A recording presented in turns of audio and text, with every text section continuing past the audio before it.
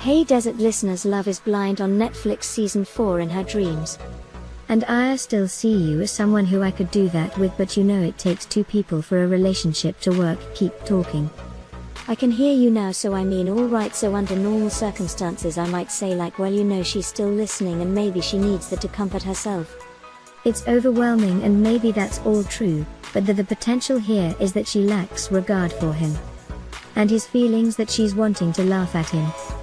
And this is her way of refraining from that. I would never think that about other people on these shows, definitely in the camp of a lot of behaviors that we would see that is immature. If it doesn't mean that she's a bad person, I want to be clear, like when I'm reacting to them, you know, if I had a client like Irina, or like Micah, I wouldn't really think much of it. I would just think, well, you know, those are if they want to work on those things. Like if there was a family, say Irina's family came in, and they would report or complain that Irina would do things like this, then I wouldn't really be that shocked by it in therapy. That I'm not in that mode. I'm also there to help, and I'm not there to judge, and I've seen a lot worse, let's just put it that way. So when I react, you know, there are a lot of behaviors that we can be upset about, certain politicians that want to erode our freedoms, companies that are polluting the environment. These are things to get legit judgmental and angry about. Someone being seemingly immature and hurtful on a reality TV show, it's not great. But it's not the same, and we just have to put that in context and contextualize our reactions. So, and I want to contextualize my reaction.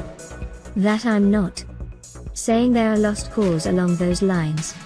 If I did have a client like Irina, and I did see this behavior and it was a pattern, and I did conceptualize it, say as immaturity, or even as some defense of narcissism, or maybe even a underlying psychopathy.